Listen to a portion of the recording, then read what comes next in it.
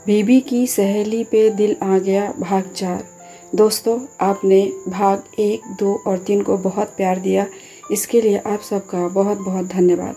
भाग 3 में आपने सुना कि करीब रात के 2 बजे मेरी नींद खुली तो मेरे शरीर का जानवर कुलबुलाने लगा। मुझे शीला साली साहिबा के जिस्म की चाहत सताने लगी। बस मेरी बीबी न जाग जाए, यही डर सता रहा था। मेरी उत्तेजना इतनी प्रबल थी कि बिल्कुल ऐसा लगा था जैसे पहली बार अपनी बीबी के साथ सुहाग रात में महसूस हुआ था।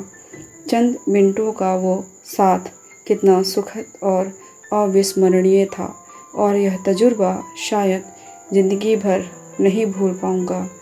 गनीमत यह रही कि रात में मैंने उसे शीला जानकर उससे कोई बात नहीं की। शाम को शीला का फ़ोन आया। शिकायत भरे लहजे में बोली, क्या जीजा जी, सारी रात आपने मुझे तड़पाया, ऐसा भी भला कोई करता है? मैंने बोला, मैं कुछ सोचता हूँ, हम जल्दी ही मिलेंगे। अब इससे आगे कहानी बहुत ही इंटरेस्टिंग और रोमांटिक है दोस्तों। इसे बनाने में बहुत मेहनत लगती है। आप लोग मुझे सपोर्ट कीजिए। अगर आप चैनल पर नए हैं तो चैनल को सब्सक्राइब ज़रूर कर लीजिए। तो चलिए शुरू करते हैं कहानी। मैं इस बार जल्दबाजी नहीं करना चाहता था, इसलिए मैंने थोड़ा और इंतज़ार करना ही सही समझा। खैर, जल्दी ही वो मौका भी आ गया जब हमको पूरी रात मिलने वाली थी। मेरी बीबी अपनी बीमार माताजी से मिलने बेटे के साथ दूसरे शहर गई थी। हम दोनों ने होटल में रात गुजारने का निर्णय लिया। मैं शाम 4 बजे ही शीला के घर पहुंच गया। शीला की दोनों लड़कियां अपनी बुआ जी के घर गई थीं। हम दोनों शीला के घर से निकलकर मेरी गाड़ी में बैठ गए। लाल रंग की साड़ी पहन कर आई थी। गोरे बदन पर लाल साड़ी में बिल्कुल अप्सरा लग रही थी वो। शीला इतनी ज़्यादा हॉट लग रही थी कि बहुत मुश्किल से खुद पर काबू किया हुआ था। अब तक हम लोग होटल पहुँचे और होटल में एक कमरा ले लिया। चूँकि यह होटल मेरे स्कूल टाइम के दोस्त का था, तो हमें कोई ख़तरा भी नहीं था यहाँ पर। रूम के अंदर आते ही थोड़ी ही देर में चाय नाश्ता आ गया। हम दोनों ने नाश्ता करके थोड़ा आराम किया। शीला का कसा हुआ शरीर मुझे आकर्षित कर रहा था। शाम को खाना खाकर हम बाहर यूं ही टहलने लगे। मैंने धीरे से शुरुआत की और मैं उसके हाथ से हाथ को छूने लगा। बात बात में उसके बाहों में हाथ मारने लगा। मुझे पता चल गया था कि उसे भी छूने में मज़ा आ रहा था। फिर हम दोनों कमरे में आए और एक दूसरे से ऐसे चिपक गए जैसे ना जाने कितने जन्मों से प्यासे हों।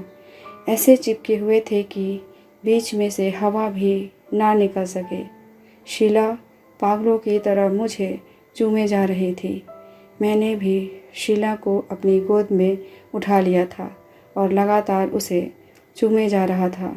लगातार 5-6 मिनट तक चिपके रहने के बाद हम अलग हुए तो मुझे याद आया कि हमने अभी तक रूम लॉक नहीं किया था। शीला बाथरूम में चली गई फ्रेश होने के लिए और मैंने जाकर रूम को लॉक किया।